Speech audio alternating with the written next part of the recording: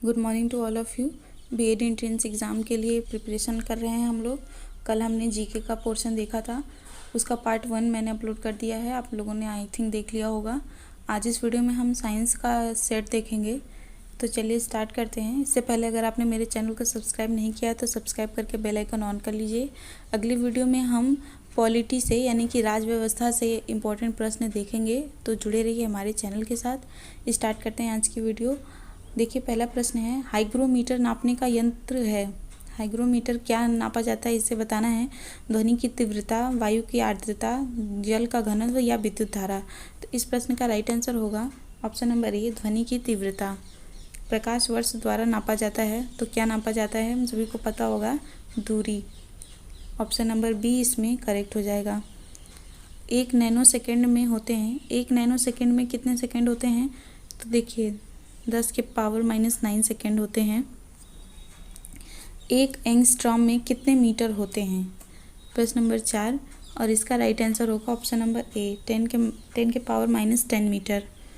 त्वरण का मात्रक होता है। देखिए ये सभी जो क्वेश्चन हैं वो सिलेबस से हैं, तो आप इन्हें प्लीज़ अच्छे से देखिए। जिनका साइंस है उनके लिए तो ये मस्ट है ही, जिनका साइंस नहीं है उनके में भी जो फर्स्ट पार्ट वाला पेपर होगा उसमें साइंस है, तो ये आएगा आपके भी पेपर में या आ सकता है, तो इसे ध्यान से देखिए चाहे आप किसी भी स्ट्रीम के हों। त्वरण का मात्रक होता है, तो त्वरण का मात्रक क्या होता है, ऑप्शन नंबर ए इसमें करेक्ट हो जाएगा। बल का मात्रक होता है, बताना है क्या होता है, joule, newton, metre square, newton metre. तो इस प्रश्न का राइट आंसर होगा न्यूटन। बल का मात्रक मीटर, न्यूटन। ग्रहों की गति का नियम किसने प्रतिपादित किया था, किसने बताया था कि ग्रहों में गति है। इस प्रश्न का राइट आंसर होगा केपलर ने। बहुत इंपॉर्टेंट है ये।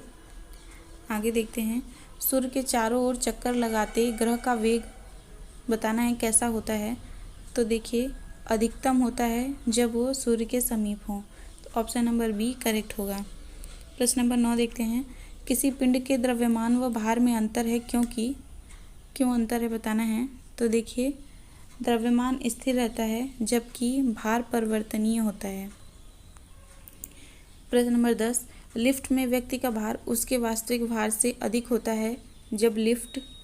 इस प्रश्न का राइट आंसर होगा ऑप्शन नंबर डी, ऊपर की ओर त्वरित होती है।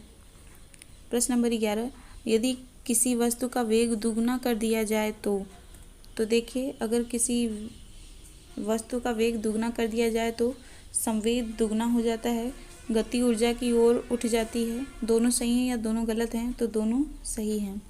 आगे बढ़ते हैं, पहाड़ पर चढ़ता हुआ व्यक्ति आगे की ओर झुक जाता है, किसके कारण, तो देखिए स्थायित्व बढ़ाने के लिए। आगे देखते हैं, प्रश्न नंबर 13, जब कोई नाव नदी से समुद्र में प्रवेश करती है तो थोड़ी ऊपर की ओर उठ जाती है, थोड़ी डूब जाती है, कोई प्रभाव नहीं पड़ता। ऊपर उठना या डूबना नाव के पदार्थ पर निर्भर करता है, तो देखिए थोड़ी ऊपर उठ जाती है। आगे देखते हैं, ध्वनि का प्रभाव कान में कितने समय तक रहता है। तो देखिए इस प्रश्न का जो राइट आंसर होगा वो होगा 1/10 सेकेंड। प्रश्न नंबर 15, निम्न में सबसे अधिक विशिष्ट ऊष्मा किस में होती है। तो देखिए जल में होती है। ऑप्शन नंबर ए करेक्ट है। आप सभी से रिक्वेस्ट है कि इसे ध्यान से देखिए, बहुत इंपॉर्टेंट है, नहीं तो बाद में आपको अफसोस होगा कि अरे हमने देखा नहीं था। जब किसी वस्तु को पृथ्वी से चंद्रमा पर ले जाया जाता है तो उसका, प्रश्न नंबर 16 है, तो भार बदल जाता है जबकि द्रव्यमान अपरिवर्तित रहता है। आगे देखते हैं, आकाश का रंग नीला प्रतीत होता है, तो किसके कारण होता है, तो प्रकीर्णन के कारण। आगे देखते हैं, हर्ट्ज इकाई है, तो ये किसकी इकाई है हमें बताना है, तो ये है आवृत्ति की। आगे देखते हैं, जब सेना पुल को पार करती है तो सैनिकों को कदम से कदम मिलाकर न चलने का निर्देश दिया जाता है, क्योंकि ऑप्शन है दाब बढ़ने से पुल टूटने का खतरा रहता है, पैरों से उत्पन्न ध्वनि के अनुनाद के कारण पुल टूटने का खतरा रहता है, डॉपलर प्रभाव के कारण, सभी सत्य है। तो देखिए इस प्रश्न का जो राइट आंसर होगा वो होगा ऑप्शन नंबर बी, पैरों से उत्पन्न ध्वनि के अनुनाद यानी फ्रिक्वेंसी के कारण पुल टूटने का खतरा रहता है। प्रश्न नंबर बी, निम्न में से किसने और कब लिफ्ट की खोज की। काफ़ी इम्पोर्टेंट प्रश्न है और इस प्रश्न का राइट आंसर होगा E.G. ओटिस 1892। प्रश्न नंबर 21, प्रोटीन की खोज किसने की थी? प्रोटॉन की खोज किसने की थी? बहुत इंपॉर्टेंट प्रश्न है ये और इसका राइट आंसर है रदरफोर्ड ने। इलेक्ट्रॉन की खोज किसने की थी? ये भी इम्पॉर्टेंट है और इसका राइट आंसर है J.J. थॉमसन। न्यूट्रॉन की खोज किसने की थी? ये भी इम्पॉर्टेंट है और इसका आंसर है ऑप्शन नंबर A, चैडविक। आगे देखते हैं, पॉजिट्रॉन की खोज किसने की थी? ये भी इम्पॉर्टेंट है और इस प्रश्न का राइट आंसर है एंडरसन। जब ध्वनि एक माध्यम से दूसरे माध्यम में प्रवेश करती है तो क्या अपरिवर्तित रहता है? ये भी इम्पॉर्टेंट है, आवृत्ति अपरिवर्तित रहती है। प्रतिध्वनि का कारण है, प्रतिध्वनि का क्या कारण है हमें बताना है। ध्वनि का परावर्तन, ध्वनि का अपवर्तन, ध्वनि का अवशोषण या ध्वनि की चाल। तो ध्वनि का परावर्तन, ऑप्शन नंबर A इसमें करेक्ट हो जाएगा। आगे देखते हैं, प्रश्न नंबर 27, स्टील की गोली पारे में तैरती है क्योंकि, स्टील की गोली पारे में तैरती है क्योंकि इस पारे में कोई वस्तु डूब नहीं सकती। पारे का घनत्व स्टील की अपेक्षा अधिक होता है, स्टील का घनत्व पारे की अपेक्षा अधिक होता है, गोली तैर नहीं सकती। तो देखिए, पारे का घनत्व स्टील की अपेक्षा अधिक होता है। स्त्रियों की आवाज़ पुरुषों की अपेक्षा पतली होती है क्योंकि स्त्रियों की आवाज़, ऑप्शन है, की आवृत्ति अधिक होती है, तरंग दैर्घ्य अधिक होती है, आयाम अधिक होता है, वेग अधिक होता है। तो इस प्रश्न का राइट आंसर होगा ऑप्शन नंबर A, आवाज़ की आवृत्ति अधिक होती है। आगे देखते हैं, प्रश्न नंबर 29, तारों व सूर्य की ऊर्जा का स्रोत है। काफ़ी इंपॉर्टेंट क्वेश्चन है और अच्छा क्वेश्चन है। तो देखिए, इस प्रश्न का राइट आंसर होगा नाभिकीय संलयन। आगे देखते हैं, वेग परिवर्तन के दर को कहते हैं। ये भी काफ़ी इंपॉर्टेंट और अच्छा प्रश्न है। तो देखिए, इसको कहते हैं त्वरण। ऑप्शन नंबर B करेक्ट हो जाएगा। प्रश्न नंबर 31 देखते हैं, दाब बढ़ने पर बर्फ का गलनांक क्या होता है?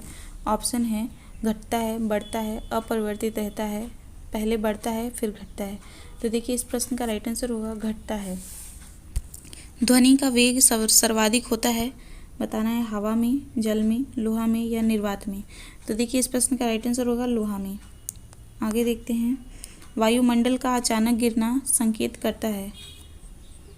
अच्छा क्वेश्चन है, आंधी, वर्षा, भूकंप, इनमें से कोई नहीं। तो इस प्रश्न का राइट आंसर होगा आंधी।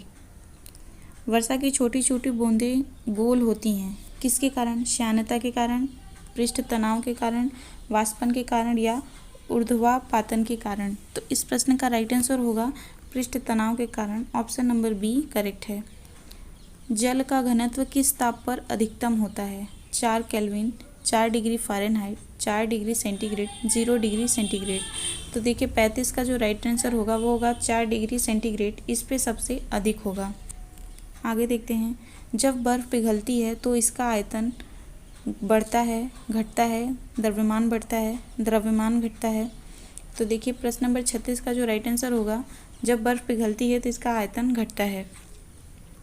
गर्मियों में सफ़ेद कपड़े पहने जाते हैं क्योंकि सफ़ेद कपड़े ऊष्मा के अच्छे अवशोषक होते हैं, सफ़ेद कपड़े ऊष्मा के अच्छे परावर्तक होते हैं, सफ़ेद कपड़े पसीना ज़्यादा सोखते हैं, उपयुक्त में से कोई नहीं। तो इस प्रश्न का राइट आंसर होगा सफ़ेद कपड़े ऊष्मा के अच्छे परावर्तक होते हैं। और जो ये वाला है, यहाँ पे काले कपड़े ऊष्मा के अच्छे अवशोषक होते हैं, इसलिए गर्मियों में हम काला कपड़ा नहीं पहनते हैं। कुछ भी पूछ सकता है। प्रश्न नंबर 38, चंद्रमा पर देखने पर आकाश दिखाई देता है। चंद्रमा पर से देखने पर आकाश कैसा दिखाई देता है? नीला, लाल, काला या सफ़ेद? तो काला दिखाई देता है। कूलॉम इकाई है, तो बताना है कूलॉम किसकी इकाई है? विद्युत धारा, विद्युत प्रतिरोध की, विद्युत आवेश की या विद्युत क्षेत्र की? तो इस प्रश्न का राइट आंसर होगा विद्युत आवेश की। Option number C। प्रश्न नंबर 40, रंगीन टेलीविज़न में प्रयुक्त होने वाले रंग हैं लाल, नीला, हरा, लाल, नीला, पीला, पीला, हरा, लाल या काला, सफ़ेद, लाल। तो देखिए, इस प्रश्न का जो राइट आंसर है वो है लाल, नीला, हरा। बहुत इंपॉर्टेंट प्रश्न है, इसे आप अच्छे से देखिए, बार बार बोलिए तब याद हो जाएगा। डूबते समय सूर्य दिखाई पड़ता है, वास्तविक से बड़ा, वास्तविक से छोटा, वास्तविक में जितना बड़ा है, उगते हुए सूर्य सा होता है। तो इस प्रश्न का जो राइट आंसर होगा वो होगा वास्तविक से बड़ा।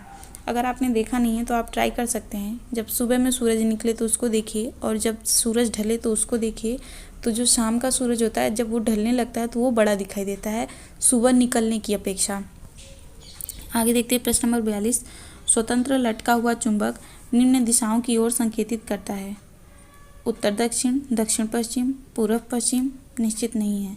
तो इस प्रश्न का राइट आंसर होगा उत्तर दक्षिण।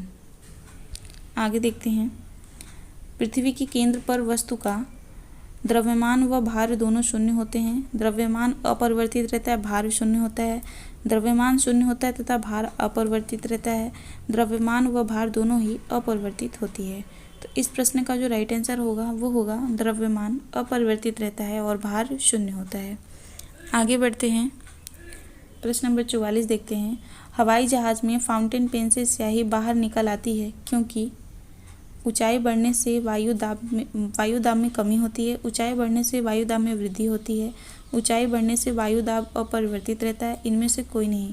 तो इस प्रश्न का राइट आंसर होगा ऑप्शन नंबर ए, ऊंचाई बढ़ने से वायु दाब में कमी होती है। निम्न ताप पर सेल्सियस पैमाने पर फ़ारेनहाइट पैमाने पर पाठ्यांक समान होते हैं। 0 डिग्री सेल्सियस पे देखिए क्वेश्चन को समझिए, पूछ रहा है किस ताप पर सेल्सियस और फ़ारेनहाइट दोनों समान होंगे। ठीक है, ऑप्शन है 0 degree Celsius, -40 degree Celsius, -100 degree Celsius या -273 डिग्री सेल्सियस। तो इस प्रश्न का जो राइट आंसर है वो है आपका option number B, -40 degree Celsius पे सेल्सियस और फ़ारेनहाइट दोनों का ताप जो है वो समान होगा। देखते हैं प्रश्न नंबर 46। सूर्य ग्रहण होता है जब, हमें बताना है सूर्य ग्रहण कब होता है। चंद्रमा सूर्य व पृथ्वी के बीच में आ जाता है, सूर्य चंद्रमा व पृथ्वी के बीच आ जाता है, पृथ्वी चंद्रमा व सूर्य के बीच में आ जाती है, या सूर्य चंद्रमा व पृथ्वी के एक सीध में नहीं होते हैं। तो देखिए इस प्रश्न का जो राइट आंसर होगा वो होगा ऑप्शन नंबर ए, चंद्रमा सूर्य व पृथ्वी के बीच आ जाता है, मतलब सूर्य और पृथ्वी किनारे किनारे, चंद्रमा बीच में, तब सूर्य ग्रहण होता है। आगे देखते हैं, प्रकाश की चाल सबसे पहले ज्ञात की थी, किसने की थी? एडिसन ने, रोमर ने, फैराडे ने या बेयर ने। तो इस प्रश्न का राइट आंसर होगा रोमर ने। देखिए प्रैक्टिस सेट में खोज, आविष्कार, ये सारी चीज़ें बार बार दे रहा है, इसका मतलब ये सिलेबस में है और इससे क्वेश्चन बनेगा, तो आप इसको अच्छे से देखिए। कार की हेडलाइट में निम्न दर्पण का प्रयोग किया जाता है। देखिए कार की हेडलाइट में कौन सा दर्पण यूज़ होता है पूछ रहा है, समतल, गोलीय उत्तर, परवलयाकार अवतल या समतल उत्तल। तो इस प्रश्न का राइट आंसर हो जाएगा ऑप्शन नंबर डी, समतल उत्तल। इंद्रधनुष बनने का कारण है, ऑप्शन है प्रकाश का प्रकीर्णन, प्रकाश का परावर्तन, प्रकाश का पूर्ण आंतरिक परावर्तन व प्रकीर्णन, प्रकाश का ध्रुवण। तो इस प्रश्न का राइट आंसर होगा प्रकाश का पूर्ण आंतरिक परावर्तन व प्रकीर्णन।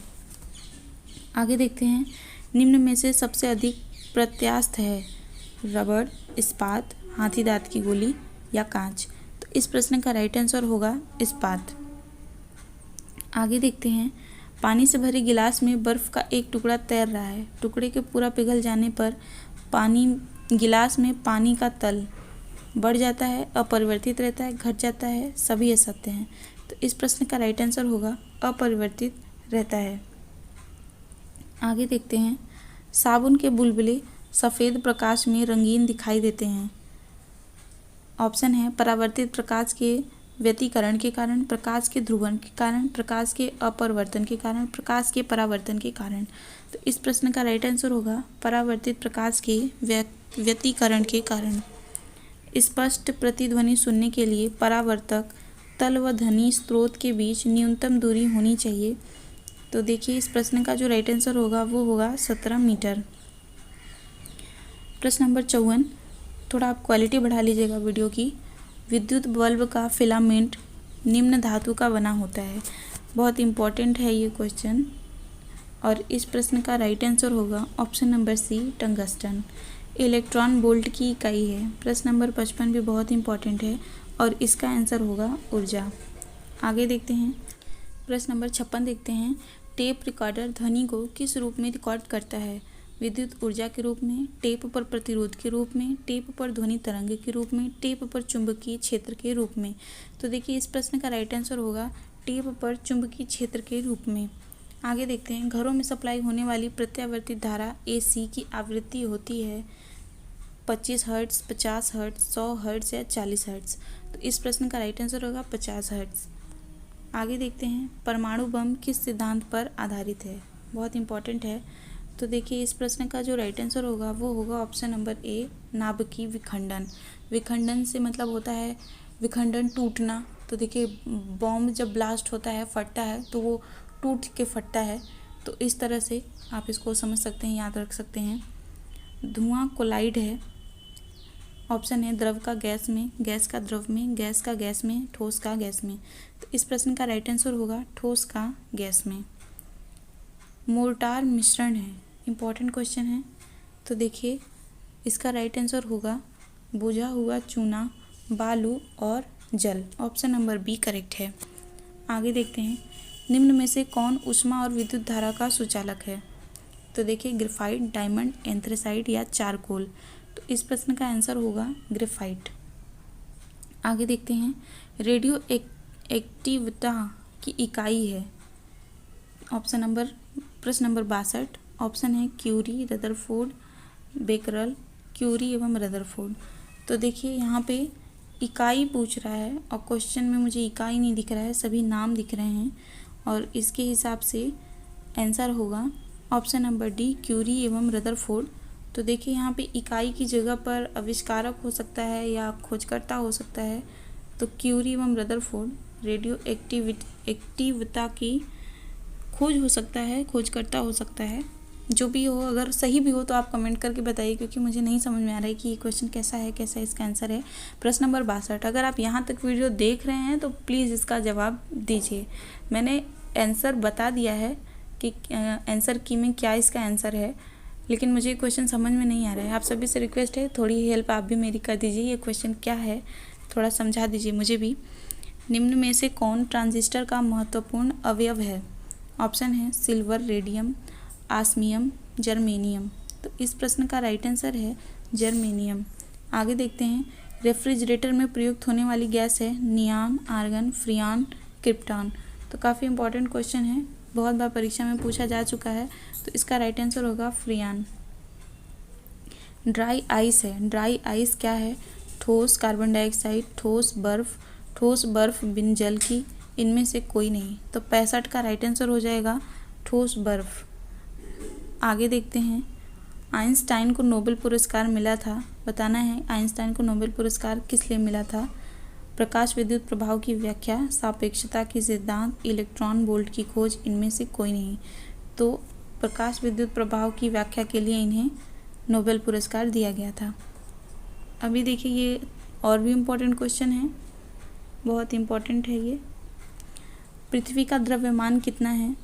तो पृथ्वी का द्रव्यमान है 6 × 10⁻34 किलोग्राम। ऑप्शन नंबर सी इसमें करेक्ट है। चौराहे पर मुड़ते समय साइकिल सवार पर केंद्र की ओर लगता है। तो देखिए क्या लगता है? अभिकेंद्रीय बल, अपकेंद्रीय बल, स्नेहान बल, वैद्युत बल। तो इस प्रश्न का राइट आंसर होगा अभिकेंद्रीय बल। मृगमरीचिका का कारण है प्रकाश का व्यतिकरण, प्रकाश का विवर्तन, प्रकाश का ध्रुवण, प्रकाश का पूर्ण आंतरिक परावर्तन। तो इस प्रश्न का राइट आंसर होगा ऑप्शन नंबर डी, प्रकाश का पूर्ण आंतरिक परावर्तन। पटाखों व बारूद में लाल रंग निम्न के कारण होता है? Sodium, magnesium, स्ट्रांशियम, barium. तो इस प्रश्न का राइट आंसर होगा स्ट्रांशियम। टेलीस्कोप की खोज किसने की थी? ये बहुत इंपॉर्टेंट है। टेलीस्कोप की खोज देखिए की थी गैलीलियो ने। ठीक है, आगे देखते हैं, स्टोक्स का नियम संबंधित है गैस के दाब से, द्रव में गिरती हुई गोली से, प्रकाश की तीव्रता से, ध्वनि के वेग से। तो इस प्रश्न का राइट आंसर होगा द्रव में गिरती हुई गोली से। आगे देखते हैं, जल में पड़ी लकड़ी तिरछी दिखाई देती है किसके कारण? प्रकाश के ध्रुवण के कारण, प्रकाश के अपवर्तन के कारण, प्रकाश के प्रकीर्णन के कारण या प्रकाश के परावर्तन के कारण। तो इस प्रश्न का राइट आंसर होगा प्रकाश के अपवर्तन के कारण। लोहे का शुद्धतम रूप है cast iron, pig iron, wrought iron या स्टील। तो इस प्रश्न का राइट आंसर होगा राट आयरन। आगे देखते हैं, निम्न में सदिश राशि है वेग, चाल, लंबाई, समय। तो इस प्रश्न का राइट आंसर होगा वेग। विद्युत प्रेस का आविष्कार किसने किया था? बहुत इंपॉर्टेंट है। क्रॉम्पटन ने, हेनरी शीले ने, अल्वा फिशर ने, एडिसन ने। तो इस प्रश्न का राइट आंसर होगा हेनरी शीले ने। प्रश्न नंबर 77 देखते हैं, रेफ्रिजरेटर का आविष्कार किया तो देखिए, रेफ्रिजरेटर का आविष्कार जैकब परकिंस ने किया था। ऑप्शन नंबर ए करेक्ट है। प्रश्न नंबर 78 देखते हैं। न्यूनतम संभव ताप है -273 degree Celsius, 0 degree Celsius, -300 degree Celsius या 1 डिग्री सेल्सियस। तो न्यूनतम संभव ताप है, इसका राइट आंसर होगा -273 डिग्री सेल्सियस। आगे देखते हैं। समुद्र की गहराई नापने के लिए प्रयुक्त उपकरण है अल्टीमीटर, फेट्रोमीटर, बैरोमीटर, पायरोमीटर। तो इस प्रश्न का राइट आंसर होगा फेट्रोमीटर। आगे देखते हैं। प्रश्न नंबर 80। कंप्यूटर की आईसी चिप बनी होती है। बहुत इंपॉर्टेंट प्रश्न है, ये बहुत सारे एग्जाम में पूछा गया है। तो इसका आंसर होगा silicon. Option number A correct है। कारों, ट्रकों में ड्राइवर की सीट के बगल में लगा होता है, मतलब जो दर्पण लगता है गाड़ियों में, वाहनों में, उसका पूछ रहा है किस तरह का दर्पण होता है। उत्तल दर्पण, अवतल दर्पण, समतल दर्पण, इनमें से कोई नहीं। बहुत इंपॉर्टेंट प्रश्न है और इसका राइट आंसर होगा उत्तल दर्पण। परमाणु के नाभिक में होते हैं प्रोटॉन व न्यूट्रॉन, प्रोटॉन व इलेक्ट्रॉन, न्यूट्रॉन व इलेक्ट्रॉन, सिर्फ इलेक्ट्रॉन। तो इस प्रश्न का राइट आंसर होगा प्रोटॉन व न्यूट्रॉन। आगे देखते हैं। एम्पियर मात्रक है। एम्पियर किसका मात्रक हमें बताना है। प्रोटॉन व न्यूट्रॉन, विद्युत आवेश का, विद्युत धारा का, चुंबकीय क्षेत्र का। तो इस प्रश्न का राइट आंसर होगा विद्युत धारा का। आगे देखते हैं। विद्युत परिपथ में फ्यूज का कार्य होता है। यह विद्युत धारा को कम ज़्यादा करता है, विद्युत परिपथ की रक्षा करता है, विभवांतर को नियंत्रित रखना, उपयुक्त सभी। तो 84 का ऑप्शन नंबर बी करेक्ट है, विद्युत परिपथ की रक्षा करता है। प्रत्येक क्रिया के बराबर व विपरीत दिशा में एक प्रतिक्रिया होती है। यह न्यूटन का कौन सा नियम है। प्रथम नियम है, दूसरा नियम है, तीसरा नियम है या इनमें से कोई नहीं। तो ये तीसरा नियम है। ऑप्शन नंबर सी करेक्ट है। आगे देखते हैं। एक अश्वशक्ति में होते हैं 200 वाट, 746 वाट, 500 वाट, 700 वाट्स। तो इस प्रश्न का राइट आंसर होगा 746 वाट। आगे देखते हैं। पराश्रव्य तरंगों की आवृत्ति होती है 20,000 हर्ट्ज से अधिक। 20,000 ये दोनों एक ही है, तो हो सकता है किसी में कम हो, किसी में ज़्यादा हो। 20 हर्ट्ज या 1000 हर्ट्ज। तो इस प्रश्न का राइट आंसर होगा 20,000 हर्ट्ज से अधिक। तो यहाँ पे कम होना चाहिए था, ठीक है, या फिर यहाँ 2000 होना चाहिए था 20,000 की जगह पे, थोड़ा मिसप्रिंट है। पराश्रव्य तरंग मनुष्य द्वारा सुनी जा सकती है, नहीं सुनी जा सकती है, कभी कभी सुनी जा सकती है, सभी असत्य है। तो देखिए, नहीं सुनी जा सकती है। ये इतनी हाई फ्रिक्वेंसी की होती है कि मनुष्य इसे नहीं सुन सकता है। आगे देखिए। भूस्थिर उपग्रह का आवर्तकाल होता है 28 घंटे, 12 घंटे, 6 घंटे, 24 घंटे। तो इस प्रश्न का राइट आंसर होगा 24 घंटे। आवृत्ति की इकाई है एम्पियर, वोल्ट, हर्ट्ज, न्यूटन। तो इस प्रश्न का राइट आंसर होगा हर्ट्ज। आवृत्ति, फ्रिक्वेंसी। आगे देखते हैं। कोई कण 1 सेकंड में जितना कंपन करता है उस संख्या को कहते हैं आवृत्ति, आवर्तकाल, तरंग दैर्घ्य, चाल। तो इस प्रश्न का राइट आंसर होगा आवृत्ति। उसे फ्रिक्वेंसी कहते हैं, आवृत्ति को फ्रिक्वेंसी कहते हैं, आपको ज़्यादा समझ आएगा। अधिकतम परास प्राप्त करने के लिए किसी पिंड का निम्न कोण पर प्रक्षेपित करना होगा 45 डिग्री, 90 डिग्री, 30 डिग्री या 60 डिग्री। तो इस प्रश्न का राइट आंसर होगा 45 डिग्री। प्रश्न नंबर 93 देखते हैं। चंद्रमा पर वायुमंडल न होने का कारण है। क्या कारण है कि चंद्रमा पर वायुमंडल नहीं है। बहुत इंपॉर्टेंट क्वेश्चन है ये। कोणीय संवेग, कक्षीय संवेग, गुरुत्वीय त्वरण या पलायन वेग। तो इस प्रश्न का राइट आंसर होगा पलायन वेग। एक लड़की झूला झूल रही है, उसके पास अन्य लड़की आकर बैठ जाती है, तो झूले का आवर्तकाल क्या होगा। घट जाएगा, बढ़ जाएगा, पहले घटेगा फिर बढ़ेगा, अपरिवर्तित रहेगा। तो इस प्रश्न का राइट आंसर होगा अपरिवर्तित रहेगा। मुझे नहीं लगता कि अपरिवर्तित रहेगा, क्योंकि वो झूला झूल रही है, जब दूसरी लड़की आके बैठेगी तो वो घटेगा, उसके बाद बढ़ सकता है या रुक भी सकता है, तो अपरिवर्तित नहीं रहेगा। झूल रही है तो दो लोग बैठ जाएंगी तो झूलती ही नहीं रहेगी, उसका स्पीड थोड़ा चेंज होगा। तो आप लोग कमेंट करके बताइए क्या हो सकता है। प्रश्न नंबर 94 देखिए, मैंने आपसे प्रश्न नंबर 62 पूछा है और प्रश्न नंबर 94, ठीक है। आगे देखते हैं।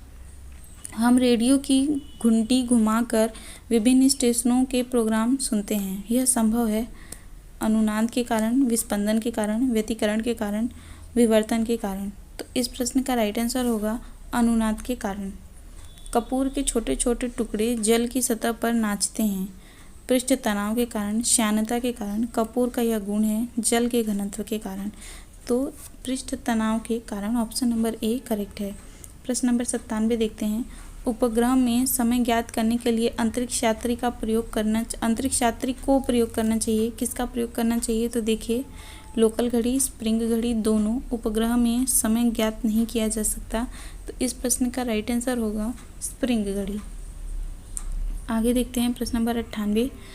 किस रंग का तरंग दैर्घ्य सबसे अधिक होता है? तो देखिए, बैगनी, पीला, लाल, हरा। तो इसका राइट आंसर होगा ऑप्शन नंबर सी, लाल। प्रश्न नंबर 99 कह रहा है इंद्रधनुष में होते हैं 7 रंग, 8 रंग, 9 रंग, 4 रंग। तो हम सभी को पता होगा, इसका आंसर मैं स्किप कर रही हूँ। नेक्स्ट देखते हैं, भारतीय विज्ञान संस्थान कहाँ स्थित है? ये बहुत इंपॉर्टेंट क्वेश्चन है और इसका राइट आंसर है बेंगलोर में। आगे देखते हैं, पराध्वनिक विमानों की चाल होती है ध्वनि की चाल के बराबर, ध्वनि की चाल से अधिक, ध्वनि की चाल से अधिक कुछ भी हो सकता है। तो देखिए, ये दोनों जगह सेम दिया है ऑप्शन, तो कहीं अधिक होगा, कहीं कम होगा। तो इस प्रश्न का राइट आंसर होगा ध्वनि की चाल से अधिक। आगे देखते हैं, भू-स्थिर उपग्रह की पृथ्वी से ऊंचाई होती है, कितनी होती है? 36,000 किलोमीटर, 36 किलोमीटर, 10,000 किलोमीटर या 100 किलोमीटर। तो इस प्रश्न का राइट आंसर होगा 36,000 किलोमीटर। आगे देखते हैं, चमगादड़ अंधेरे में उड़ते हैं क्योंकि चमगादड़ पराश्रव्य तरंगे उत्पन्न करते हैं। चमगादड़ को अंधेरे में अधिक दिखाई देता है। उपयुक्त तो दोनों सत्य हैं और दोनों गलत हैं। तो इस प्रश्न का राइट आंसर होगा वो पराश्रव्य तरंगे उत्पन्न करते हैं। आगे देखते हैं, ट्रांसफार्मर का प्रयोग किया जाता है, किस लिए किया जाता है?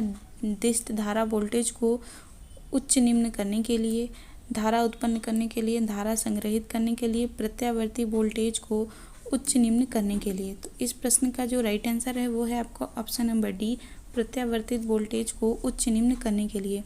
प्रश्न नंबर 105 में देखिए, कार में रेडिएटर का कार्य होता है इंजन को गर्म करना, गति को नियंत्रित रखना, विद्युत उत्पन्न करना, इंजन को ठंडा रखना। तो इस प्रश्न का राइट आंसर होगा इंजन को ठंडा करना। आगे देखते हैं, मनुष्य के शरीर का ताप होता है, कितना होता है? तो 37 डिग्री सेंटीग्रेड। आगे देखते हैं, निकट दृष्टि से पीड़ित व्यक्ति के चश्मे में प्रयोग किया जाता है उत्तल लेंस, समतल उत्तल लेंस, अवतल लेंस, समतल उत्तल लेंस। तो देखिए, यहाँ पे भी ये दोनों एक ही दिया है, तो चेंज होना चाहिए, बुक में बहुत मिसप्रिंट्स हैं। तो अवतल लेंस का प्रयोग होता है। दूरदृष्टि से पीड़ित व्यक्ति के चश्मे में प्रयोग किया जाता है, तो देखिए उनके में अवतल लेंस था, तो इनके में समतल उत्तल है। ऑप्शन नंबर सी करेक्ट हो जाएगा। आगे देखते हैं, तारे टिमटिमाते हैं अपवर्तन के कारण, परावर्तन के कारण, ध्रुवण के कारण, प्रकीर्णन के कारण। तो ये बहुत इंपॉर्टेंट प्रश्न है और इसका राइट आंसर है ऑप्शन नंबर ए, अपवर्तन के कारण। निम्न में से किस रंग का प्रकीर्णन सबसे अधिक होता है? प्रश्न नंबर 110 का आंसर राइट होगा बैगनी। ऑप्शन नंबर सी करेक्ट होगा। निम्न में से किस रंग का प्रकीर्णन सबसे कम होता है? तो इसका राइट आंसर होगा लाल। लेंस की क्षमता का मात्रक है वॉट, डायोप्टर, जूल, पॉइज। तो देखिए, इस प्रश्न का राइट आंसर होगा डायोप्टर। आगे देखते हैं, रडार